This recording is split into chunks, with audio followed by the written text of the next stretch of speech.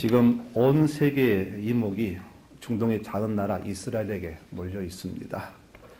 우리나라 경상북도만은 작은 나라인데 지금 전 세계에 들었다 놨다 하고 있습니다.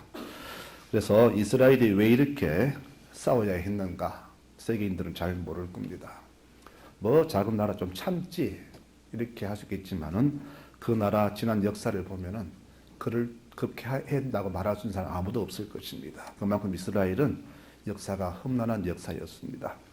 그들은 1948년에 독립을 했는데 그전 2000년 이상을 나라 없는 백성으로 살았습니다. 나라가 없다는 것은 얼마나 서러운지 모르죠. 내 가족이 없을 때 이웃에게 무시를 받듯이 나라가 없다면 뭐 어디 가더라도 인정받지 못하는 그런 서러운 백성이 됩니다. 그래서 그들은 그 아픔을 겪었기 때문에 다시는 나라를 잃지 않기 위해서 저렇게 자기 조국 수호를 위해서 애를 쓰는 겁니다. 그래서 뭐 이스라엘 반대하는 나라들은 전쟁에 대해서 부정적으로 말하지만은 우리 믿는 자들은 이스라엘의 저 모든 것들을 우리는 이해해야만 됩니다.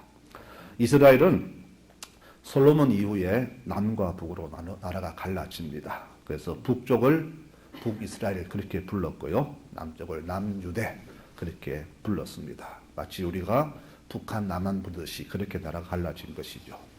북쪽은 우상을 많이 섬긴 죄로 지금부터 기원전 722년이니까 2007년 되겠죠. 그 전에 지금의 시리아라는 아수르에게 나라가 망하고요. 그로부터 135년 지난 후에 남유대도 587년에 바빌론에게 멸망을 당합니다. 그때부터 이스라엘은 이 땅에서 없어지고 아예 이스라엘 말 자체가 없어집니다. 그 성경은 말하기를 이 두 나라가 망한 이유를 하나님을 배신하고 우상을 섬긴 죄라 그렇게 성경은 기록했습니다. 그러니까 우리가 볼 때에 나라가 망하는 것은 국력이 약하고 뭐 힘이 없어 그렇다. 그러한 이유가 되겠지만은 하나님 나라의 주 이유는 주를 떠난 죄, 우상 섬긴 죄가 그 멸망의 이유라는 것을 우리 분명히 알아야 됩니다. 나라도 그렇고 내 가정도 그렇고 나도 그렇고 주님 외에 그 어떤 것을 의지하고 섬길 때 우상을 받들어 섬길 때 그 대가는 혹독하다는 것을 우리는 분명히 알아야 됩니다. 백성들은 깨달았습니다. 하나님 나라가 영원무궁하지 않고 이방인에게 멸망당했다. 주의 백성이 포로로 끌려가서 온갖 수모를 당했다. 그들은 도무지 이해가 되지 않았습니다. 왜 우리가 그런 일을 당했는가? 그들은 그것을 몰랐다는 것이죠. 다만 그들은 그 상황이 부끄럽고 수치스러웠을 뿐입니다. 그런데 하나님은 이 포로된 지 70년 지나서 이 포로들을 다시금 귀환시켜 주십니다. 그 아수르를 바빌론이 점령하고 또 그 바빌론을 페르시아, 우리 성경에서는 바사 그러는데 페르시아가 이 나라를 정복함으로써 바로 아수르와 이 두 나라를 멸망시키고 이 페르시아가 정권을 잡음으로써 이스라엘에게 이렇게 유화 정책을 씁니다. 아수르 바빌론은 포로를 잡아가서 노예로 팔고 그 정복 국가를 초토화시키는 정책을 썼지만은 이 페르시아는 그대로 놔두고 그 나라에 조공받는 그런 정책을 썼거든요. 그래서 두 나라를 멸망시키고 나서 다시금 이스라엘을 기환시켜서 너희 나라를 재건하고 우리에게 조공 바쳐라 그런 정책을 쓰게 함으로써 70년 지나서 이스라엘이 고국으로 돌아오게 된 겁니다. 이때 바사왕 초대 고라스 왕 때부터 포로 귀환은 2차에 걸쳐 시작이 되는데 2차 귀환 때 돌아온 백성들이 바로 스룹바벨을 중심으로 다시금 무너진 성전을 재건하게 됐죠. 그 사건을 에스라 1장 2절에 이렇게 성경은 기록합니다. 바사왕 고레스는 말한다. 하늘의 하나님 여호와께서 세상 모든 나라를 내게 주셨고 내게 명령하사 유다 예루살렘의 성전을 건축하라 하셨나니 이스라엘 하나님은 참 신이시라. 너희 중에 그의 백성된 자는 다 예루살렘 돌아가서 이스라엘 하나님 여호와의 성전을 건축하라. 그는 예루살렘에 계신 하나님이시라. 이렇게 선포를 합니다. 하나님 모르는 나라의 왕이 하나님을 알고 다시금 주의 백성을 귀환시켜서 성전을 건축하게 하시죠. 이렇게 해서 귀환한 백성들은 2년 지나서 성전 건축을 시작했지만은 여러 가지 사정으로 성전의 건축이 중단되다가 결국 20년 만에 다시금 성전을 재건하게 됩니다. 오늘 말씀은 20년 지난 성전 완공 이후에부터 이야기가 시작이 됩니다. 오늘 나오는 말씀의 주인공 느헤미야입니다. 그런 유다의 지도자였지만은 포로로 잡혀가서도 하나님의 은혜로 그 바사왕의 술 맡던 비서관이 됩니다. 우리 생각 중에서 비서가 뭐 중요하나 할지 모르지만 이 당시에 비서라는 것은 여기는 관원장 그랬는데요. 아주 중요한 직책입니다. 왕과 직접 내야 하면서 모든 정책을 결정하는 그런 중심에 있는 자가 바로 관원장입니다. 특히 수많은 관원 중에서 술 맡은 관원장은 가장 가까운 비서라 그렇게 보시면 됩니다. 그래서 왕은 마지막 결정 때에 바로 대통령이 비서실장과 의논하듯이 이 술 맡은 비서관과 같이 의논하는 것이 관례였습니다. 바로 그 자리에 느헤미야가 섰다는 말입니다. 근데 느헤미야가 그때 소식 듣기를 내 곡이 무너지고도 한창 지났는데 140년 지났는데 아직도 무너진 성이 황폐한 상태에 거두어 있다는 소식을 듣게 됩니다. 내 고국의 수도가 무너지고 아직도 그 상태로 있다. 그 소식에 이 느헤미야는 많이 울었습니다. 얼마나 울었는지 퉁퉁 부은 그 얼굴을 왕이 보고 나서 묻지요. 너에게 무슨 근심이 있느냐. 그럴 때 느헤미야는 모든 사실을 다 직고합니다. 그랬더니 왕이 그를 이스라엘 총독으로 파견하게 됩니다.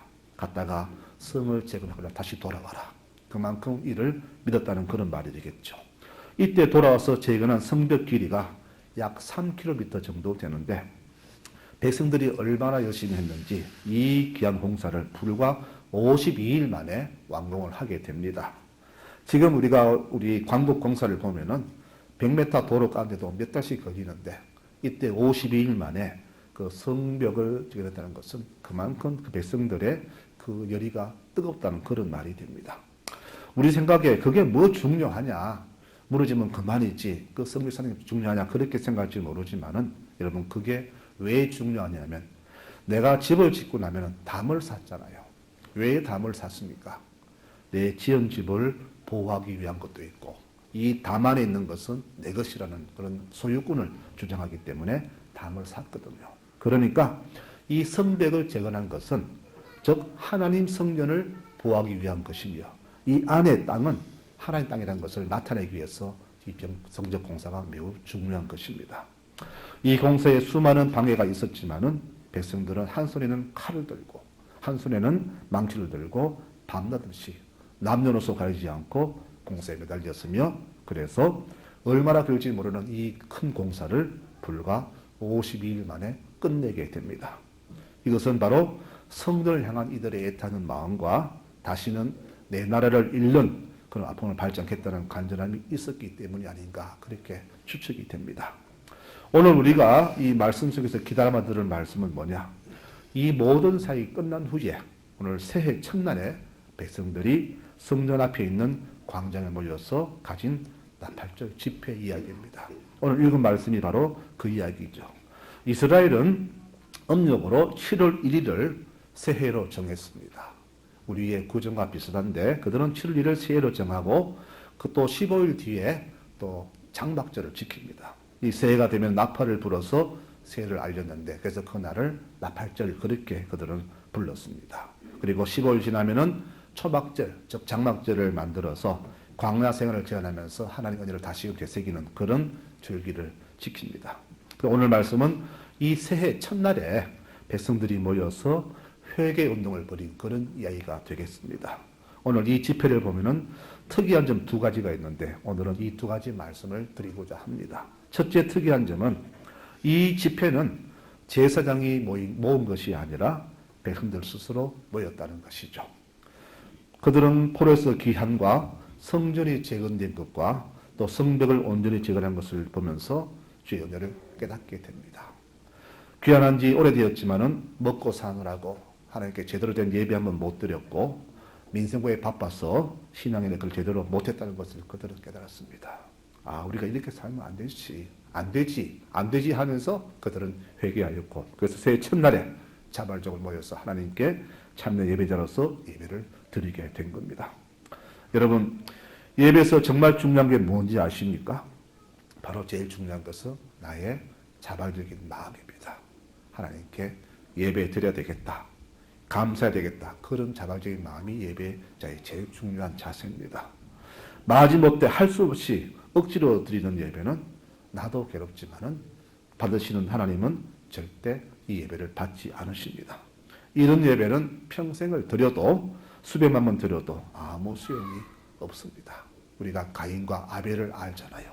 가인은 아무 마음 없이 드렸지만은 아벨은 정성 다해 드렸습니다. 이 두 예배 드렸지만은 하나님 받으신 예배는 아벨의 예배였잖아요. 여러분, 억지로 드리는 예배는 잠밖에 오지 않습니다. 예배 시간 내내 졸기도 하고 예배 길어지면 짜증을 내는 것이 억지 예배의 특징입니다. 우리가 진정으로 하나님의 은혜를 알고 감사하는 백성이라면 무엇보다 예배에 온 힘을 다해야 할 것입니다. 하나님 말씀하십니다. 하나님은 영이시니 예배하는 자가 신령과 진정으로 예배할지니라. 여러분, 예배자의 마음이 매우 중요합니다. 정말로 은혜에 감사하면서 내가 주의 백성으로 살지 못했구나. 내가 은혜 받은 백성 살지 못했구나. 그것을 깨달으면서 자발적으로 감사드리는 예배. 이것이 바로 예배자의 중요한 자세라는 것이죠. 오늘 이 광장 앞에서 이 백성들은 스스로 모여서 자기의 모든 올려드리면서 예배를 드렸습니다. 바로 이것이 바로 오늘 수문 앞에 있는 광장에서 드려진 첫 번째 놀라운 사건입니다. 두 번째 놀라운 것은요, 이 백성들 스스로 말씀드리려고 했다는 것이죠. 아까 서두에 말씀드렸죠. 이스라엘 망한 이유는 하나님 말씀을 버렸기 때문입니다. 하나님 말씀 특징 한 가지입니다. 너희가 나만 섬기라는 겁니다. 나만 섬기면 우상을 버리고 나만 섬기면 내가 복을 주겠다. 이것이 모든 말씀의 핵심이에요. 근데 그들은 그 말씀을 귀마가 버렸습니다. 듣지 않았습니다. 그 말씀을 버렸습니다. 눈에 보이는 우상이 더 좋았습니다. 당장 먹고 살기 위해서 하나님을 버렸고 그 결과 그들은 나라 없는 서름을 겪고 포로의 서름을 당했습니다. 도와보니까 내가 이렇게 된 것이 하나님 말씀을 버렸기 때문이구나 깨닫게 된 겁니다. 그래서 그들은 무엇보다 말씀 들으려고 그렇게 스스로 초청을 했던 겁니다. 예배는 죄사함의 예물을 드리는 시간이기도 하지만은 무엇보다 내게 주시는 말씀을 듣는 시간입니다. 그럼 언제 이 말씀이 내게 가장 은혜가 될까요? 바로 내 심령이 갈급할 때입니다. 목마른 자에게 물 한 모금이 그렇게 달듯이 말씀은 전하는 자의 준비도 중요하지만 무엇보다 듣는 자의 마음 자세가 중요합니다. 아무리 좋은 씨앗이 뿌려져도 그 받는 마음밭이 옥토가 아니라면 그 말씀은 거둠이 없다는 것이죠. 마태복음 13장 나오는 씨 뿌린 비유가 그런 겁니다.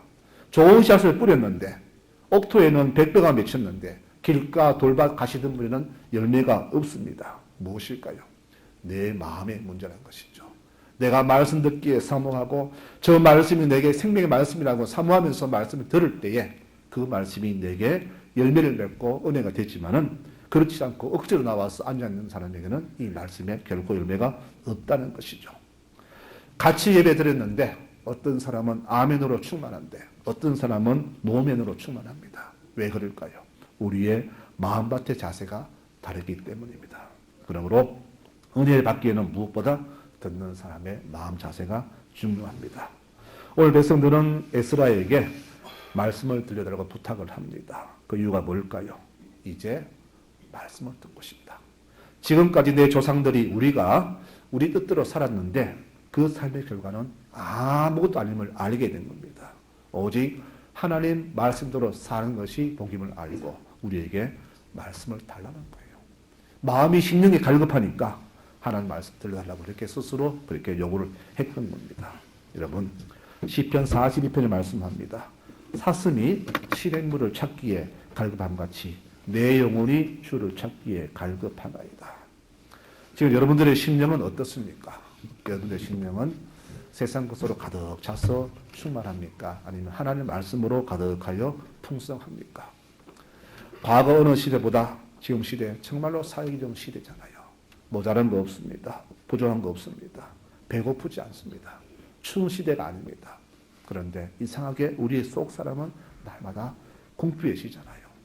감사는커녕 기쁨은커녕 즐거움은 사라지고 날마다 불편, 불만, 항상 모자란 마음으로 살아가잖아요.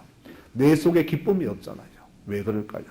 내 심령의 갈급함은 느끼지 못했기 때문입니다. 여러분, 그래서 우리가 지혜로운 사람은 이런 삶 속에서 세상을 탓하지 않고 내 심령을 갈급하는 겁니다. 하나님, 내 심령이 갈급하니까 내게 성령의 생수를 부어주십시오. 이런 사람에게 은혜는 충만하게 임하는 것입니다. 오늘 이 모인 백성들의 심령이 그랬다는 것이죠. 내 심령이 갈급하니까 하나님의 말씀으로 좀 채워주십시오. 스스로 말씀 듣기에 그들은 요구했다는 겁니다. 여러분, 그러므로 말씀 들을 때 은혜 받고 받고는 어떤 차이냐? 바로 듣는 자의 마음 자세입니다. 배고픈 사람에게 그 시장함이 반찬이듯이 갈급한 심령에 주신 말씀이 바로 은혜 된다는 것을 우리는 기억해야 될 겁니다. 이들이 얼마나 말씀을 사모했는지 말씀 보니까 이래요. 새벽부터 시작된 설교가 낮 12시까지 계속되었다고 그렇게 성경 기록합니다. 3절에 보니까 수문 앞 광장에서 새벽부터 정오까지 남자나 여자나 아들을 낳은 모든 사람 앞에서 읽음에 뭇 백성이 그 책에 귀를 기울였는데 그랬습니다. 12시까지 계속된 그 설교에 한 사람도 좋은 사람 없이 그 말씀을 듣고 귀를 기울였다고 했습니다. 그만큼 그들의 심령이 갈급했던 겁니다. 그렇습니다. 믿음은 말씀을 들어야 생깁니다. 눈이 멀어서 보지 못해도 귀만 열려 있으면 말씀만 들으면 믿음이 생깁니다. 말씀을 듣지 않고는 믿음은 안 생길 뿐더러 말씀 듣기에 게으르고 나태한 자에게 절대 믿음의 성장도 없다는 것을 반드시 기억하시기 바랍니다. 그러므로 무엇보다 우리의 심령이 갈급해야 합니다. 내가 세상에 어떤 지식과 지혜로도 안 되는 것을 하나님 말씀으로 채워되겠다는 그 심령이 갈급할 때 이 주시는 말씀이 바로 내게 은혜가 되고 믿음이 되는 겁니다. 그래서 우리는 바로 내 귀를 열어야 되는 겁니다. 들을 끼는 자는 들을지어다. 이게 무슨 말입니까? 말씀을 듣기에 사모하라는 그런 말입니다. 마태복음 13장 16절에 이런 말씀합니다. 너희 귀는 들음으로 복이 있도다. 누가복음 9장에는 이 말을 너희 귀에 담아두라라고 하셨습니다. 하나님 말씀, 이 말씀을 허투루 듣지 말고 새겨들으라 이 말입니다. 마음에 새기란 말입니다.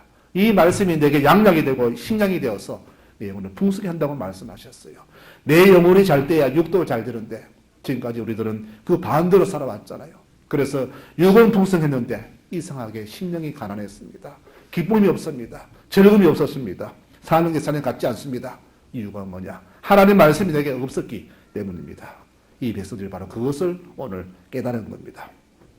조는 자 듣지 못합니다. 잠자는 자도 말씀을 듣지 못합니다. 마음을 다른 곳에 둔 자도 듣지 못합니다. 하나님을 가슴에 품지 않은 자도 들을 수가 없습니다. 아무리 귀한 말씀이 뿌려져도 옥토가 아니면 열매가 없습니다. 말씀은 늘 선포가 되는데 왜 내 삶에 열매가 없을까요? 바로 내가 들을 준비가 안 되었기 때문입니다. 내 마음밭이 귀를 막아버려서 옥토가 아니라 가시밭, 돌밭, 가시덤불이고 길가기 때문에 말씀이 뿌려져도 열매가 없는 겁니다. 그래서 성경은 말하기를 잠을 자지 말라 하셨습니다. 즉 자는 자는 귀가 다치잖아요. 그래서 잠자지 말라 그렇게 한 겁니다. 마태복음 13장에 나오는 씨 뿌리는 비유 중에서 가시떨기에 떨어진 씨앗이 수확이 없는 이유를 말씀합니다. 이 이유는 말씀을 들으나 세상의 염려와 재물의 유혹에 말씀이 막혀서 결실이 없다 그랬습니다. 말씀 듣는데 말씀에 충실하기보다는 어떻게 해야 내가 더 잘 살까? 어떻게 하면 어떻게 할까? 세상 것에 빠지다 보니까 말씀이 그것을 말씀이 뿌리 뚫지 못하고 막혀서 결실이 없는 겁니다. 여러분, 내 삶에 축복이 넘쳐나기 위해서는 무엇보다 오늘 이 백성처럼 마음을 열고 귀를 열어야 됩니다. 말씀을 들어야 됩니다. 말씀이 충만해야 내 삶에 축복이 옵니다. 새해 초하루 아침에 유대 백성들은 무엇보다 은혜를 사모하면서 말씀에 귀를 기울였습니다. 아마 이때 많은 후회를 했을 겁니다. 우리가 왜 포로가 되어야 했으며 왜 그런 고난을 당해야 했는가? 근데 그날 선포된 말씀을 듣고 나니까 이유를 명확히 알게 됩니다. 아, 우리가 하나님을 저버렸구나. 그것을 깨닫게 된 겁니다. 열왕기상 9장에 보면요, 하나님이 솔로몬의 꿈에 나타나셔서 주신 말씀이 있어요. 만일 너희와 너희 자손이 나를 따르지 아니하며 내 계명과 법도를 어기면 지키지 아니하면 또 다른 신을 경배하면 내가 이스라엘을 이 땅에서 끊어버리겠다. 또 내가 거룩하게 구별한 이 성전도 내 앞에서 던져버리겠다. 이스라엘은 모든 민족 가운데서 속담거리가 될 것이다라고 솔로몬에게 분명히 말씀을 하셨습니다. 그리고 이 말을 들은 백성들 가슴을 쳤죠. 아, 우리 조상들이 우리가 교만해서 너무나 큰 죄를 지었구나. 하나님을 저버렸구나. 하나님께 충성하지 않고 우상을 섬겼구나. 그 말을 듣고 그때 깨닫게 된 겁니다. 깨달으니까 자신들의 어리석음이 너무나 비참했던, 그래서 가슴을 치면서 그들이 그냥 울었다고 했습니다. 지금 이 시대에 우리 모든 교인들을 바라보면요, 외적인 것은 간절히 바라는데 정말 중요한 내적 문제는 소홀한 것을 자주 봅니다. 무엇으로 알 수 있는가? 도무지 말씀들을 생각하지 않습니다. 그것을 모임에 소홀합니다. 모여야 예배를 드려야 말씀을 들을 수 있는데 안 모이니 말씀이 선포돼도 들을 귀가 없습니다. 또 안 들으려고 합니다. 듣는 말씀도 내 귀에 편한 소리만 들으려고 합니다. 내 귀를 달콤하게 하는 그런 말씀만 들으려고 합니다. 내 가슴 흡입하는 말씀이 생명의 말씀인데 그런 말씀은 들으려 하지 않습니다. 내가 왜 그 말을 들어야 했냐. 그래서 내 영이 죽어가도 그것조차 깨닫지 못합니다. 점점 죽어가는데 나는 그것을 모르는 거예요. 베드로가 설교했습니다. 그들은 형제들 이런 반응이 나왔습니다. 그들이 이 말을 듣고 마음에 찔려 이르되 우리가 어찌하면 좋겠습니까? 이렇게 그들은 회개했습니다. 베드로가 말합니다. 회개하고 예수 그리스도의 이름으로 죄를 받아 죄 사함을 받으라. 이렇게 대안을 알려주죠. 이들에게 회개란 말이 얼마나 위험한지 모릅니다. 이 백성들이 누구냐? 예수를 십자가 못 박으라고 외쳤던 그런 자들입니다. 이들에게 회개하라. 그 말은 곧 내가 돌베개 맞을 준비하는 그런 과정입니다. 똑같은 자리에서 스데반 집에서 똑같은 말을 했습니다. 그런데 그 말을 들은 군용들은 돌을 던지면서 이 스데반을 죽였잖아요. 그런데 놀라운 것은 베드로의 설교를 듣고 백성들이 회개했다는 겁니다. 가슴을 치면서. 그래서 그날에 3,000명이 회개하고 신자가 되었다라고 성경은 말합니다.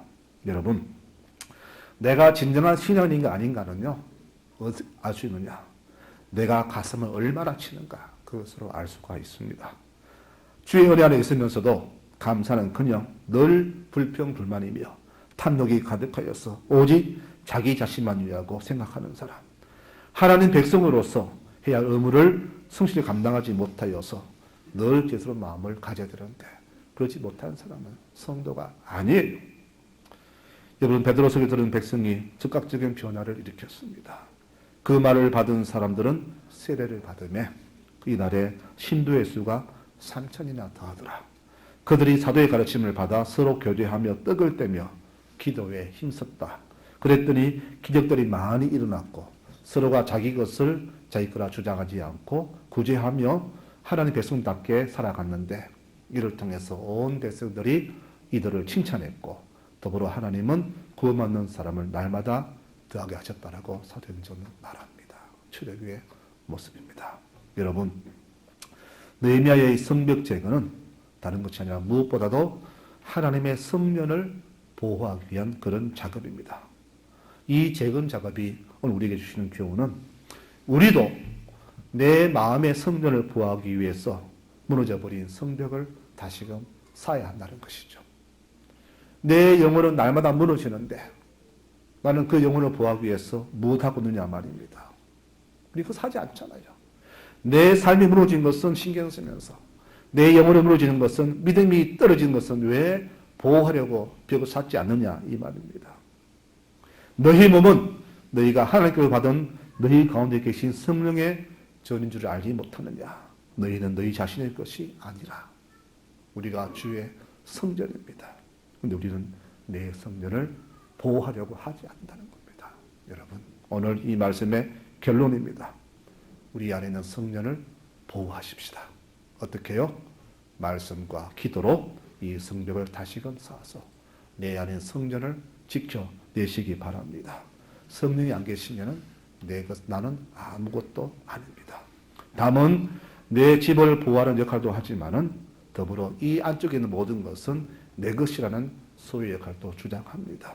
그래서 성벽의 제거는 곧 이 안쪽 땅은 하나님의 땅이다 라는 것을 구별하는 그런 말이 되겠죠.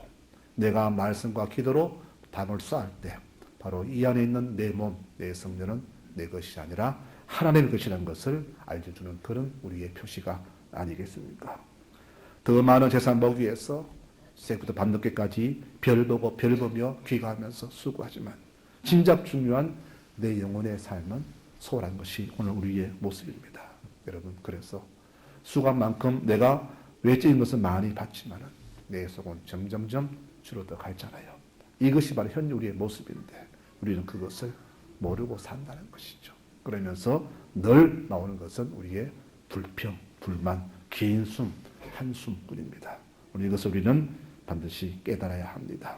여러분, 담을 쌓은 집은 보호를 받지만 대충 쌓은 집은 보호받지 못합니다. 그러므로 이 성벽을 단단한 돌로 세운 것처럼 이제 우리는 내 마음의 성전, 내 영혼을 지키기 위해서 말씀과 기도로 단단한 담을 쌓아야 할 것입니다.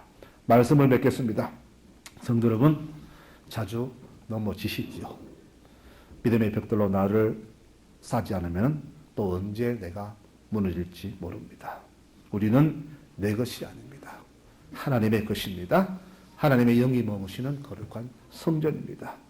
내 안에 있는 이 성전을 보호하고 지키기 위해서 우리는 날마다 기도와 말씀으로 귀한 벽을 쌓아가야 할 것입니다. 악한 영이 절대 침범하지 못하도록 우리는 바로 우리의 이 성전을 굳건히 지켜나가야 합니다. 주님 오시는 그날까지 우리는 이겨야 하며 그 어떤 침범도 막아내는 그런 굳건 신앙을 우리가 가져야 할 것입니다. 그 힘은 오직 하나님 말씀과 기도뿐입니다. 말씀에 굳게 서서 흔들지 않으려면 늘 말씀을 상고하며 묵상하며 말씀을 향하며 사는 길뿐이라는 것을 기억하십시오. 이것이 바로 믿음의 힘이요. 이 믿음은 어떤 힘도 우리를 무너뜨릴 수가 없을 것입니다. 오늘도 이 귀한 믿음의 능력으로 세상을 이기는 믿음의 송아지의 모든 교우들이 되시기를 간절히 축원합니다. 아멘.